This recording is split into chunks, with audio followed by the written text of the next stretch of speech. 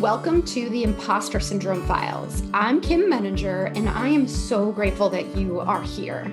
It's now been more than a year since I started this podcast, and I can't tell you how much I've learned and grown from the conversations that we've had here. As you may have heard me share, I have struggled with imposter syndrome and anxiety for much of my life, so this is a very personal journey for me. I do this podcast because I want us to share our stories with each other and to stop suffering in silence. Imposter syndrome is a pretty universal human experience and nothing we should be ashamed of. By listening to or supporting this podcast, you're helping me to advance my mission of destigmatizing this conversation and making it safe for everyone to be vulnerable and get the support they need. Thank you so much for listening. If you enjoy this podcast and would like to support this mission even further, please consider subscribing. And if you feel inclined to leave a 5-star review, this really does help raise the visibility of the podcast so that others can find us. And please consider sharing with your friends. Lastly, if you have a story you'd like to share, connect with me anytime. I would be happy to interview you. Thanks again for being here.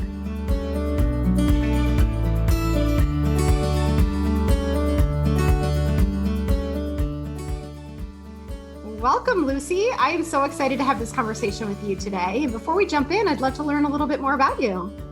Oh, I am so absolutely honored to be here. Thank you so much for having me, Kim. So I am a certified life coach. I help high-achieving women, especially in life transitions, to get unstuck, beat overwhelm, see clarity, and reach new goals through strategic goal setting and mindset transformation. So the word I love to use is thrive. We all live and survive. Those are the basics, but I want to help my clients feel that their life is fulfilled and thriving. I personally transformed my own life from at one point feeling overstressed, unhappy, and unhealthy to now living my life of true joy and fulfillment and mindfulness. So I love to help other women make that kind of life-changing transformations. So I have made a lot of bold moves in my life to create this life, and I hope to inspire as many women as possible. And that's why I also have my own podcast show, The Lucy Liu Show. I consider myself unshakable optimist, and I'm here to shed some of my positivity. I'm really glad you are. And I'm curious to hear more about your story and how it relates to this concept of imposter syndrome. So I'll start just by asking you that general question that I ask everyone, which is, what does imposter syndrome mean to you? And then how, if at all, has it shown up for you? Imposter syndrome to me is a decision. It's a decision to choose to let go of that and become self-confident. I always talk about confidence, and that's also a decision. And for me, that has always shown up because my name is Lucy Liu. So I have the same name as a celebrity. And by the way, I love her because she's so talented, but it has always been a part of me that keeps me kind of like an imposter because I feel like I will never be as great as her. I'm always going to be nobody because there's already a Lucy Liu out there who's so famous because you just simply do not have really another Julia Roberts or Angelina Jolie in the world, right? So it always kind of affected my confidence. And I think to me, that used to hinder me in a lot of ways.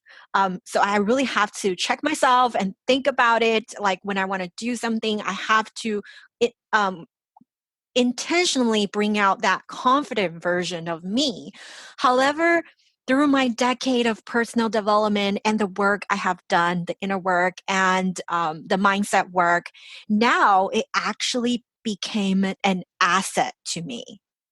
So it used to hinder me, but because I made the decision, I choose to be an eternal optimist.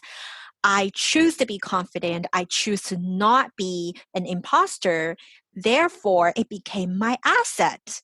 So if we go back to the story of me in high school, because I live in Los Angeles and being so close to Hollywood, I actually signed up with a casting agency when I was in high school. And every time I went to an audition, the casting director would like run out of his office and say, oh my God, Lucy Liu's on our list. And then he sees me and he makes this like super obvious, apparent, disappointed look that, it's me. So I had to go through a lot of inner work, and it was this constant crush of confidence that actually made me more confident. People think of me as very confident now, but to look back in time, I think that actually gave me the confidence I need. So it doesn't matter where you come from, but when you make a very conscious choice that you're going to be confident and nothing's going to affect you, then it actually becomes your asset. So was there a turning point for you? Because it sounds like you have been on a journey. You mentioned the last decade of really personal development and, kind of taking care of yourself and becoming a more confident person. Was there a turning point for you when you realized I need to think differently, do something differently? Absolutely. I think a lot of us always wait for that turning point, right? And that turning point never comes. So therefore, we're kind of stuck in the old self. And for me, I didn't really have a one big turning point where I was like, this is it, right? For me, it was all about these little aha moments I had that actually added up.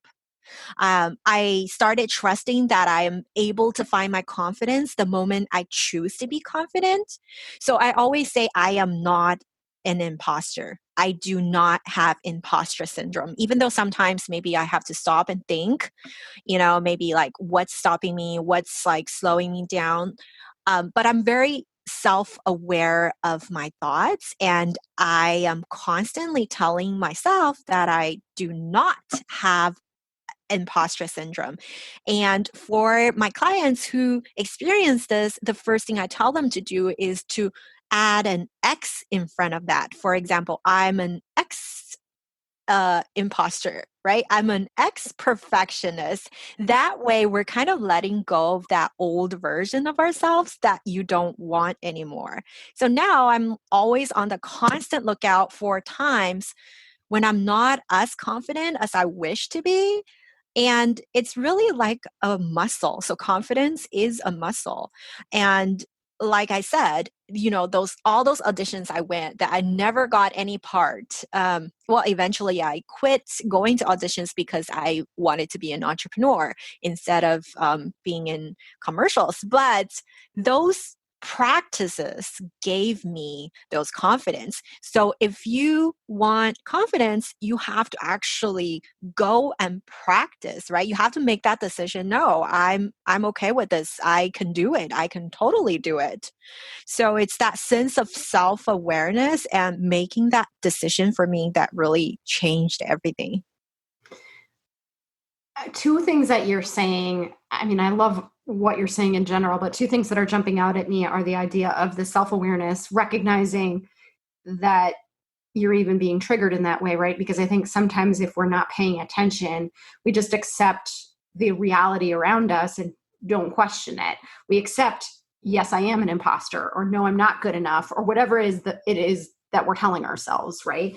And then the piece that I also like about what you're saying is this idea of making a decision, right? So having the self-awareness to recognize where we may be undermining ourselves, and then to really decide very, very intentionally what we do with that and where we go from here.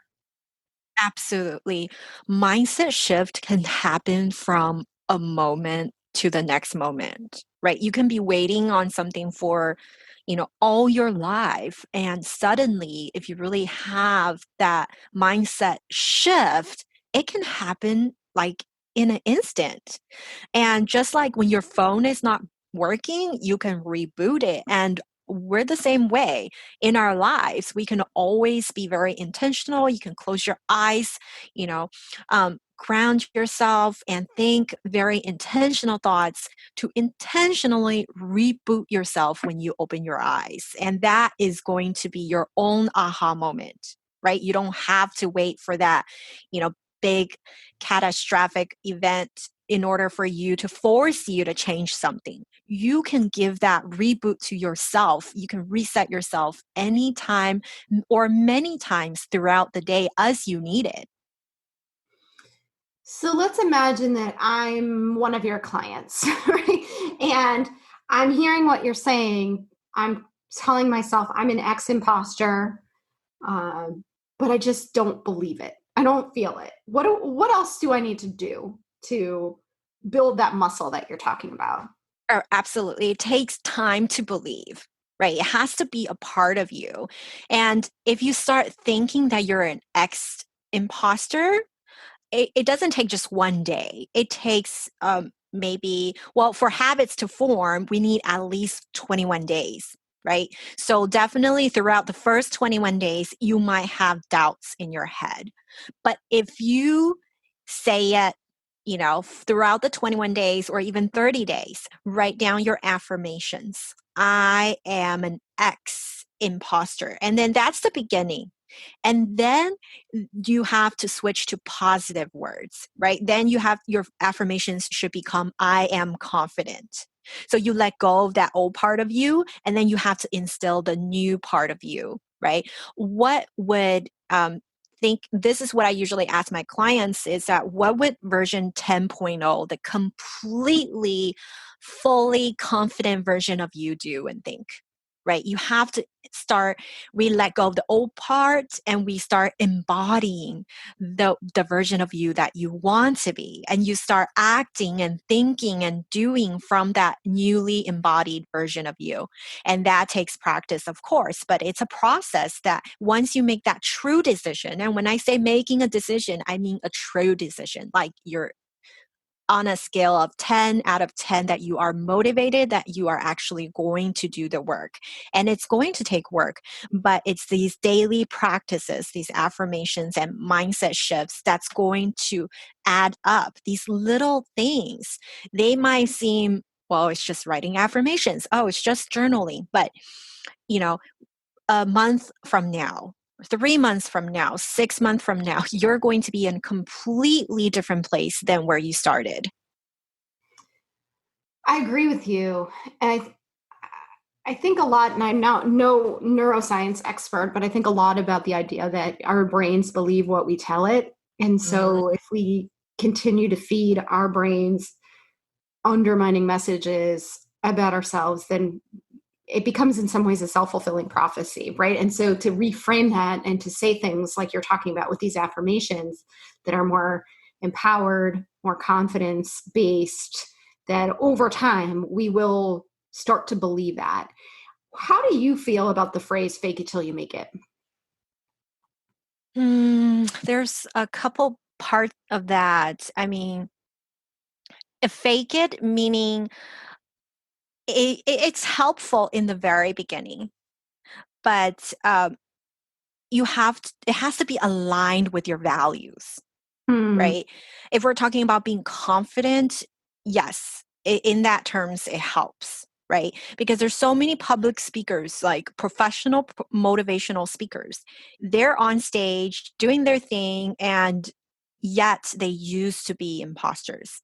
And I have heard many stories where they faked it until they made it and they no longer had stage fright or whatnot. So it has worked in that sense. But if we're talking about a way of living, like a lifestyle, then I'm against that because it's not aligned with your values, then you're not going to be happy about it. Right? So there is a difference between how we use that phrase. I like that distinction because this question comes up all the time. And I am a big proponent of authenticity.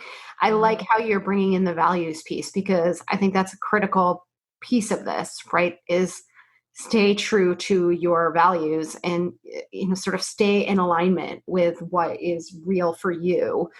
And a lot of what we're talking about, just like you said, that it takes time, happens gradually, right? So it doesn't mean that you go from a place of I'm a complete imposter who doesn't believe I belong on stage to being the lead in whatever that stage performance is, whether it's, being the keynote speaker at an event or whatever, right? It's, you take these gradual steps that allows your brain to catch up along the way.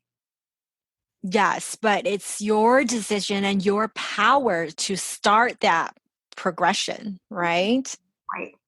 Right, exactly. And that's where the choice really, it comes into play, that I like what you're talking about, right? Because if we never make that choice, we'll always stay stuck, right? We'll always stay in this place that is not working for us, right? That's undermining our confidence in some way. And it requires action to build confidence. I always say, because I know for women in particular, at least myself, I always like to study everything. I like to take courses when I don't know something. I like to read the definitive book that's out there. And when it comes to confidence, there's really no shortcut. You can't study confidence and become confident. You can only build your confidence through the action that you take. And if we continue to tell ourselves that we're not ready for something, we will never be ready for it, because we're never going to be ready until we do it. Oh, absolutely. I'm a total course junkie too. But yeah, and then a lot of people talk about book self-help, right? But then you read so many books, it becomes shelf help. I run a women's empowerment workshop. It's called I Am Remarkable. It's an initiative that started with Google. And one of the research inside is that women don't go for something unless they're 100% sure, whereas men went for it when they're only 60% sure.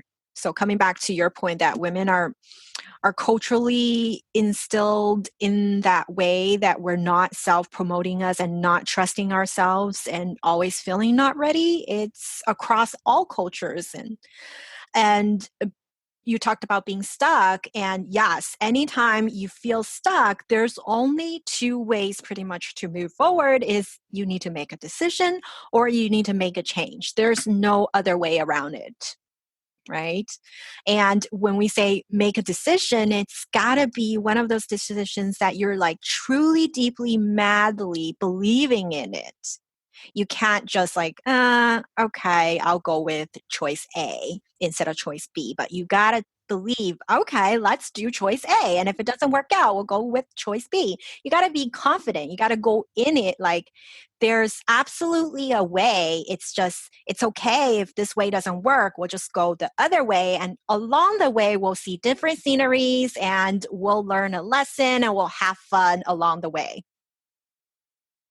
Is there anything else that you think we can do, or, the average person listening who may be still trying to figure this out, steps that we can be taking, ways in which we can become more conscious of the messages that we're giving to ourselves?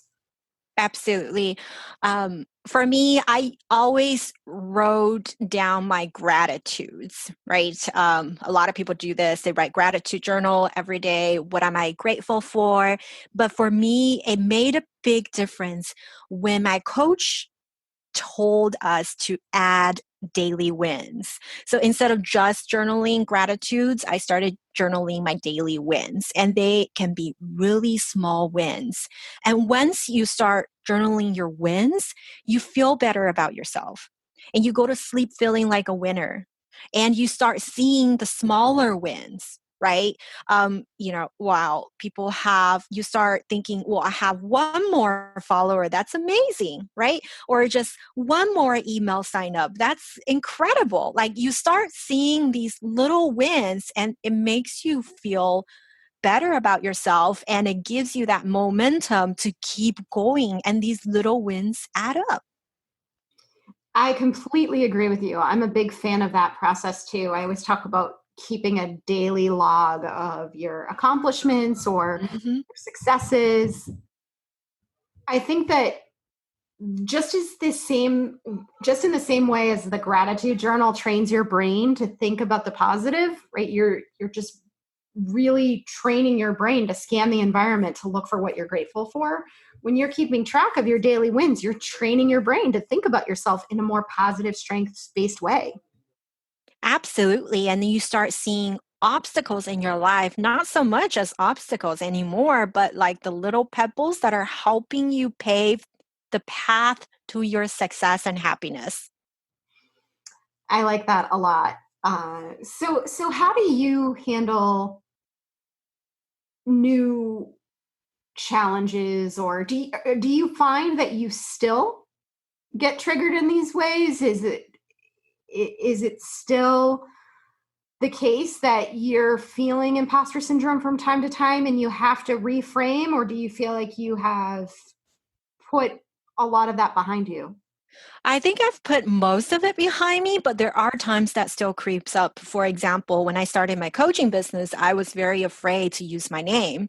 So it took me really 3 months to think of a name for my coaching business. And I really went nowhere. And that's when I kind of had to stop myself on the tracks and say, hey, that's not the confident version of you. So I embody immediately the confident version of me, and I just changed my name to Lucy Liu Coaching. And that's when I started having clients because they want to be confident like me. So it really is that decision and checking yourself and shifting your own mindset. So yes, it can happen, but the more you practice it, the sooner the more expedited your process would become. And now, I might just have like, oh, maybe say if I'm like on a podcast interview the first time, I was a little bit nervous, but then on the second one and after, I'm like, oh, let's just have fun. I'm having a fun conversation with Kim, right? So yes, it still comes up, but because I've made that true decision that I know which version of me that I want to be, so it's very easy for me to say that, okay, yeah, here I am. I need to show up as embody the version of me that I am in the future, who I want to be now. Mm, I love that. I really love what you're saying. And I'd love to wrap up with a couple of final questions. Number one is, what motivated you to want to tell your story today? And two, what are you hoping people will take away from it? Really, this is the same motivation that I started my podcast. I'm like, okay, here I go again. I'm nobody.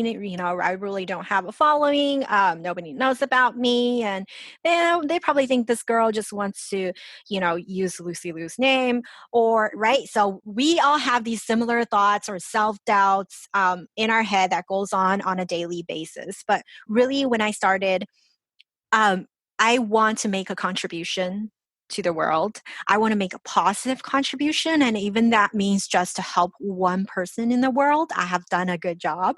And obviously, by putting out my podcast, I do get messages where they were inspired by me to take some action. I have 3 ladies that started their own podcast because I talked about how I had imposter syndrome and how my name affected me from doing things.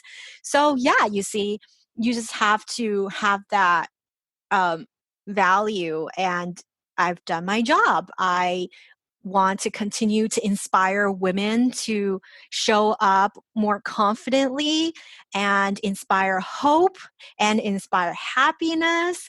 So it's just this my intention. And that's where I come from a place of service that's greater than anything else. So therefore, I'm living a happy day. When I wake up in the morning, it doesn't matter, if I have a transaction or not, because I'm making a difference in the world. And that keeps me smiling. And that's what I want for everyone. I love your energy, Lucy, and I'm so grateful that you came here to tell your story and to give us some of your tips on how to build your confidence. Thank you so much. Oh, thank you, Kim, again for having me, and to all the beautiful souls listening. Thank you for tuning in. Thanks again for listening. If you'd like to stay connected, please join the Leading Women discussion group, which meets every Thursday at 12 p.m. Eastern. This is a place where women come together to discuss questions or challenges related to leadership development and career management. It's a great place to learn from, support, and connect with other women on similar journeys. In addition to the weekly calls, we also have a Facebook group and a Slack channel where we stay connected and support each other. Please join us there too. You can check out the show notes for the links. Before we wrap up, if you like this podcast, I would love to share another podcast with you that I know you will enjoy. Do you ever find yourself playing small? Do you want to take risks, but in the end, you end up taking the safe route? Does your inner critic keep you from reaching your full potential? As counterintuitive as it often feels, we don't become confident first and then take action. It's through our actions that we build our confidence. That's why one of the greatest ways to manage imposter syndrome is by taking brave and bold action. If you want inspiration and insights to help you to take action and to be brave at work, then my friend and colleague Jen Pastikas's Brave Women at Work podcast is for you. Jen and I met when we interviewed each other for our podcast, and I knew instantly that Jen and I shared a similar worldview and a commitment to empowering women to be our best selves. On her podcast, Jen digs into common challenges such as perfectionism, boundary setting, and burnout, all to empower us to shift our mindsets and play bigger in the workplace. You can find the Brave Women at Work podcast on Apple Podcasts, Stitcher, and Spotify. Visit the show notes for the relevant links. Thanks again, and please stay in touch.